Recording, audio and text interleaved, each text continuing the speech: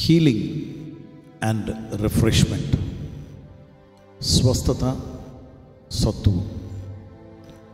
Wait minute ప్రోగ్రామ్ను వీక్షించడానికి ఆన్లైన్కి వచ్చినటువంటి మీకు ప్రభు పేరిట శుభములు కలుగునుగాక. ప్రియమైన వాళ్ళారా, యేసు ప్రభుల వారిని గురించి దావీదు ఆయన సిలువ మీద పడినటువంటి వేదనల గురించి ప్రవచించాడు. కీర్తనలో రాస్తూ చెప్తాడు. ఏమనంటే కీర్తనలో 22వ అధ్యాయము 14వ వచనంలో చెప్తాడు. ఏమని? నా ఎముకలు అదురుచున్నవి, మైనం వలె కరిగిపోయి ఉన్నవి. సిలువ మీద పడే వేదన అంతా కూడా వర్ణించినట్లుగా ఆ కీర్తనలో మనం చదవగలుగుతాం. దావీదు భక్తుడు రాసిన కీర్తన. సో మైనం వలె ఆయన ఎముకలు కరిగిపోయినవి అంటే ఎక్స్ట్రీమ్ యాగనీ. ఆయన ఎముకలు విరిగిపోలేదు, ఒక్క ఎముక కూడా విరగలే. ఎందుకంటే లేఖనాలు బట్టి ఆయన ఎముకలు విరగకూడదు. సో ఆయన ఎముకలు ఒక్క ఎముక కూడా విరగకుండా వేదన భరించాడు. దెబ్బలు తిన్నాడు, బాడీ అంతా కట్ అయిపోయింది, చర్మం అంతా వేలబడిపోయింది. ఇంత వేదనలో రక్తం కారిపోతూ, ఒకవైపు డీహైడ్రేషన్ అంటే రక్తం చుక్కలు కారిపోతూ ఉంటే, దారులుగా కారిపోతూ ఉంటే ఆయనకి జీవము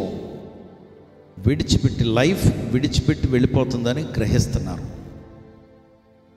మనకి సమస్యలు ఎదుర్కొంటున్నప్పుడు, ఇబ్బందులు ఎదుర్కొంటున్నప్పుడు, when you are drained of all energy in your body, అంటే నీ శరీరంలో ఉన్నటువంటి బలమంతా కూడా ఆరిపోయినట్లు, ఆర్చుకుపోయినట్లు, ఒకవైపు దాహము, ఏం చెయ్యాలో తెలియదు, ఒకవైపు భయము, ఆందోళన, ఇంకోవైపు నొప్పులు, ఇంకోవైపు వేదన, ఇంకోవైపు నిరీక్షణ లేనటువంటి పరిస్థితులు. రేపేమవుతుందా ఏమో, ఏ క్షణంలోనన్నా తలుపు కొట్టినా వాళ్ళేనేమో అన్న భయం. దేవుని బిడ్డలారా, ఇలాంటి పరిస్థితుల్లో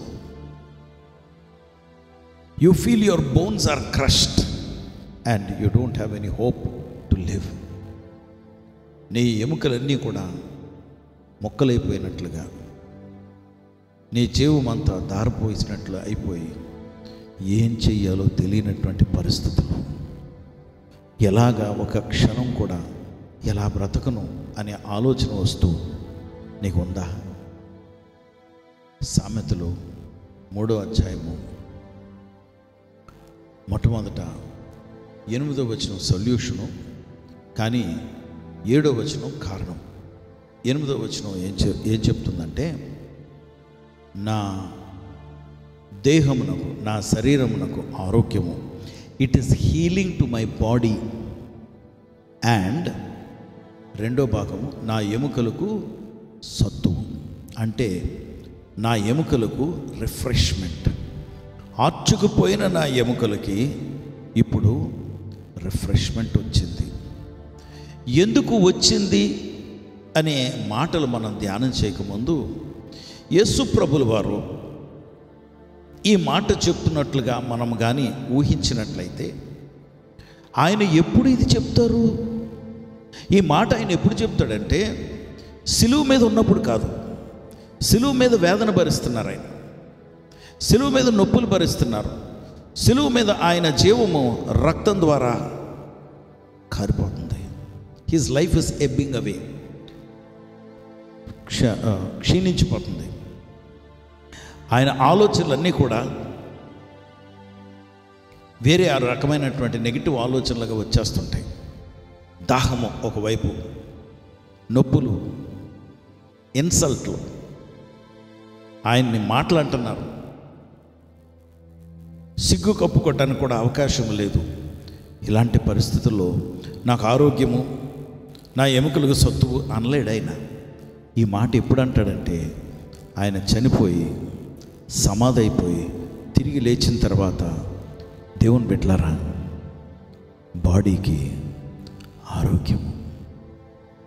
తిరిగి లేచిన తర్వాత ఆ పునరుద్ధానపు శరీరాన్ని ధరించుకున్నటువంటి ఆయన, ఓ మరణమా నీ ముల్లెక్కడా, ఓ అనారోగ్యమా, ఓ దెయ్యాలారా మీరు నన్ను ముట్టుకోగలరా, నన్ను వేదంలో పెట్టగలరా, మళ్ళాని పెట్టలేరు, నా ఎముకలకి సత్తు అని పునరుద్ధానుడిగా లేచినటువంటి ప్రభువు నా ఎముకలకు సత్తువు అని గట్టిగా అరిచి చెప్పగలడు.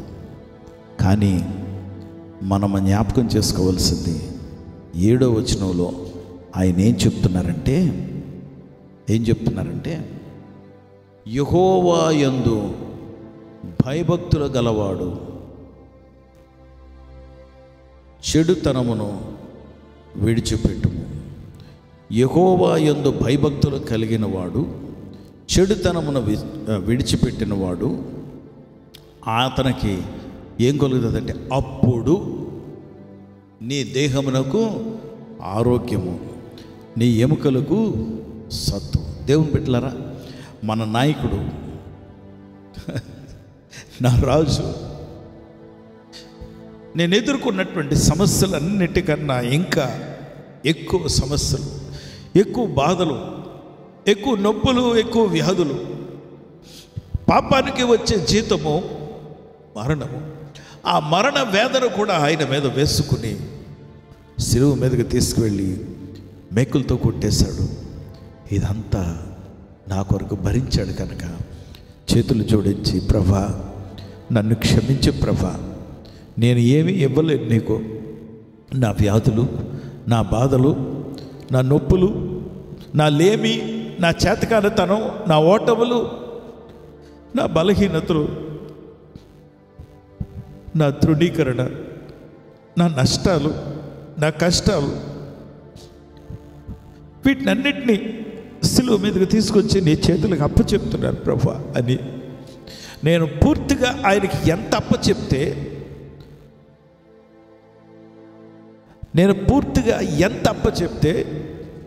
అంతగా నా ప్రభు నాకు ఆరోగ్యము, నా ఎముకలకు సత్తువు ఇస్తున్నాడు. హల్లెలూయా. నీ సంగతి ఏంటి? ఈరోజు ఉదయం అప్పచెప్పుకుంటావా? లేదా నా కష్టం నాది, నీ కష్టం నీది, లేవయ్యా పాపం శిలువ మీద చనిపోయావు నువ్వు, అయ్యో పాపం అని ఆయన చూసి నువ్వు జాలి పడతావా? జాలిపడు, మంచిదే. కానీ నీ వ్యాధి, నీ బాధ ఆయనకు అప్పచెప్తేనే నీకు ఆరోగ్యము, నీ ఎముకలకు సత్తువు. పరిశుద్ధ ప్రభా, నీకు వందనాలు, స్తోత్రాలు. ఎంత గొప్ప సత్యం బయలుపరిచావు యేసయ్యా. కన్నీటితో నీ పాదాల దగ్గరకు వచ్చి నా వ్యాధులు, నా బాధలు, నా కష్టాలు, నా నష్టాలు అన్నీ మీ పాదాలకు అప్పచెప్పుకుంటున్నాను. నా అవమానాలు, నా నిందలు, అపహాస్యమైపోయాను. వ్యంగ్యంగా నా గురించి మాట్లాడారు. ఇప్పటికీ కూడా నాకు చేత కాదు మాట్లాడటం, ప్రసంగించడం. నాకు ఎన్నో విషయాలు చేత కాదు. అతడు అలాగంటాడా, అతను శపిస్తాడా, లేకపోతే ఇలాగంటాడా, ఇలా చేస్తాడా అనే మాటలు, ఇలాంటివన్నీ కూడా మీ పాదాల దగ్గర తీసుకొచ్చి చేతకాని వాడిని ప్రభు, నా చేతకారితనం అంతా నీ పాదాల దగ్గర అప్పచెప్పుకుంటున్నాను అయ్యా. నాకు ఆరోగ్యము, నా ఎముకలకు సత్తు ఇచ్చినటువంటి దేవుడివి. అందుకే thank you for the refreshment to my bones and health to me. Yesu నామంలో నాయన నీ బిడ్డలకు కూడా అదే ఆరోగ్యమును అనుగ్రహించావని, వారి ఎముకలకి నాయన నువ్వు రిఫ్రెష్మెంట్ ఇచ్చావని, నీ నామానికి మాత్రమే మహిమ, ఘనత, ప్రభావములు చెల్లిస్తూ యేసుక్రీస్తు వారి నామంలో ప్రార్థించి వేడుకొంచున్నాం తండ్రి. ఆమేన్.